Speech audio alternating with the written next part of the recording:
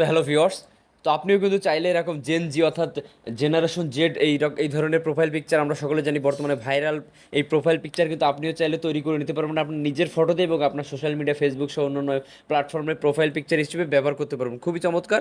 ভিডিওটা শুরু থেকে আপনাদের কাছে রিকোয়েস্ট থাকবে শেষ পর্যন্ত দেখুন, তাহলে আপনি শিখে যাবেন।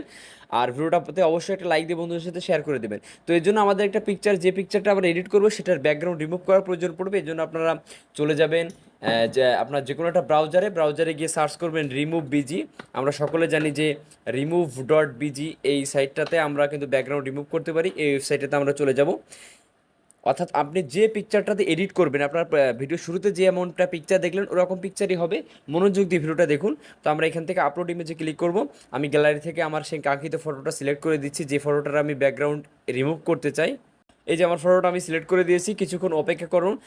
পুরোপুরিভাবে আমার ব্যাকগ্রাউন্ড কিন্তু রিমুভ হয়ে যায়। চমৎকারভাবে আমার ব্যাকগ্রাউন্ডটা রিমুভ হয়ে গেল। জাস্ট আমি এখান থেকে যে বাম সাইডে ডাউনলোড লেখা আছে, ডাউনলোড লেখার উপরে ক্লিক করে ডাউনলোড করে নিলাম। এটা এরপর এডিট করার জন্য আমরা চলে যাব পিক্সেল ল্যাব যে অ্যাপ্লিকেশনটা আছে, পিক্সেল ল্যাব অ্যাপ্লিকেশনের ভিতরে চলে যাবো আমরা। পিক্সেল ল্যাব অ্যাপ্লিকেশন যাওয়ার পর আমরা এই টেক্সটটা ডিলিট করে দিলাম। এখান থেকে উপর থেকে থ্রি ডট মেনুতে ক্লিক করে এই যে ওপেন পিএলপি ফাইল এখানে ক্লিক করব। ক্লিক করে আমরা আমাদের গ্যালারি থেকে পিএলপি ফাইলটা সিলেক্ট করে নিব, যে পিএলপি ফাইলটা আমরা মাত্র এডিট করলাম। তো পিএলপি ফাইলটা সিলেক্ট করে ওকেতে বা অ্যাড ক্লিক করে নিতে হবে। এইভাবে আপনাদের সামনে ইন্টারফেস শো করবে। তো বিস্তারিত আমি ভিডিওটি শেষে জানিয়ে দিচ্ছি, আপনারা মনোযোগ দিয়ে আগে দেখুন এডিটিংটা। তো পিএলপি ফাইলটা এখান থেকে ডাউনলোড করতে পারবেন না, আপনারা ডাউনলোড করে নিয়ে এডিটিং করতে পারবেন না, কাজ আছে কিছু, আপনাদের সম্পূর্ণটা আমি শেষে বলে দিচ্ছি। তো পিএলপি ফাইলটা এখানে নেওয়ার পরে এখান থেকে আমাদের প্রয়োজন পড়বে, কোনো কিছু চেঞ্জ করবেন না, জাস্ট পিকচারটা এখানে আমার ফটো আছে, এখানে জাস্ট আপনার ফটোটা রিপ্লেস করতে হবে। সেজন্য কী করতে হবে, এই যে উপরে থ্রি ডট মেনুর নিচে এই যে লেয়ার অপশন আছে এখানে ক্লিক করবেন। ক্লিক করলে দেখুন এই যে আমার প্রোফাইল পিকচারটা লক করা আছে, জাস্ট এটা আনলক করে দিবেন। অথবা লক অবস্থায় আপনি চাইলে এই যে এখানে ক্লিক করতে পারেন, এই যে আইকনে ক্লিক করে আবার এই যে উপরে ডান সাইডের লেয়ার আইকনে ক্লিক করতে হবে। ক্লিক করলে আমাদের পিকচারটা সিলেক্ট হয়ে যাবে। আমরা এখান থেকে নিচে থেকে মাঝখানে মানে মাঝখানে যে অপশনটা আছে এখানে ক্লিক করব। এ ক্লিক করলে আমরা বাম সাইডে ডিলেটের বাম সাইডে দেখবো রিসিলেক্ট। আমাদের ডিলেট করব না, আমরা রিসিলেক্ট করব। সো সিলেক্টে যখনই চাপ দিব আমাদের গ্যালারিতে থাকা সেই কাঙ্ক্ষিত পিকচারটা, যে পিকচারটা বর্তমানে আমরা কিছুক্ষণ আগে আমরা ব্যাকগ্রাউন্ড রিমুভ করেছি সেটা শো করবে।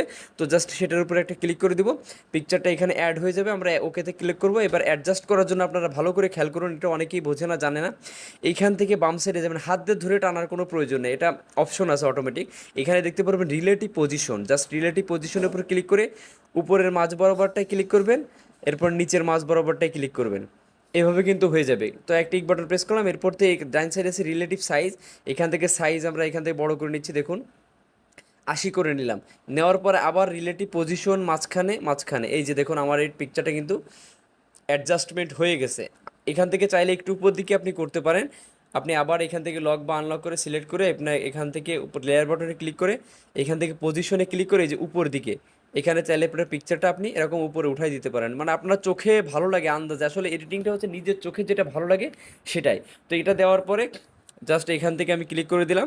এখান থেকে আরও কিছু অ্যাডজাস্ট করে নিতে পারেন, যেমন আপনার ব্যাকগ্রাউন্ডে যে এখান থেকে মানে ব্যাকে যে এখান থেকে আপনারা একটা জিনিস আপনি এখান থেকে সিলেক্ট করতে পারেন, যে কালার ফিল্টারে যে এখান থেকে স্যাচুরেশন আপনি একদম জিরো করে দিবেন। আপনি এখান থেকে আপনি স্যাচুরেশনটা পুরো জিরো করে দিবেন, তাহলে দেখতে আরও সুন্দর লাগবে।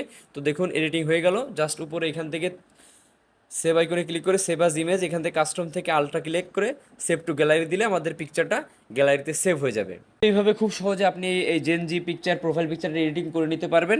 তো এবার পিএলপি ফাইলটা ডাউনলোড করতে গেলে আমরা যে ভিডিওটা দিয়েছি ভিডিও ডিসক্রিপশন বক্সে দেখুন লিঙ্ক দেওয়া আছে, লিঙ্কে জাস্ট ক্লিক করবেন। ডাউনলোড প্রসেসটা আমি দেখিয়ে দিচ্ছি। ডিসক্রিপশন বক্সে এরকম পিএলপি ফাইল থাকবে, জাস্ট পিএলপি ফাইলের উপর এরকম আপনাদের ক্লিক করে দিতে হবে। ক্লিক করলে আপনাদের সামনে এরকম ইন্টারফেস শো করবে। এখান থেকে দেখুন একদম উপরে আমি জুম করে দেখাই, এই যে দেখতে পাচ্ছেন এই যে ডাউনলোড আইকন, জাস্ট এই ডাউনলোড আইকনের উপর ক্লিক করে আমাদের ডিলিট করে মানে ডাউনলোড করে নিতে হবে। এরপরে আপনি পিক্সেল ল্যাবসটা এখান থেকে পিক্সেল ল্যাবে প্রবেশ করে এখান থেকে এই যে ওপেন পিএলপি ফাইলে ক্লিক করে এখান থেকে পিএলপি ফাইল দিয়ে গ্যালারি থেকে যেখান থেকে ডাউনলোড হবে সেটা ক্লিক করলে আপনারা এখানে চলে আসবে, আপনারা এডিটিং করতে পারবেন। তো আশা করি বুঝতে পেরেছেন। এরপরেও কোনো সমস্যা হলে অবশ্যই ফেসবুক গ্রুপের লিঙ্ক আমাদের ডিসক্রিপশন বক্সে দেওয়া থাকবে, সেখানে জয়েন হয়ে আপনার সমস্যা জানাতে পারেন, আশা করি উত্তর পেয়ে যাবেন। তো ভালো থাকবেন, পরবর্তী ভিডিও দেখার জন্য চ্যানেলটি সাবস্ক্রাইব করে সাথেই থাকবেন।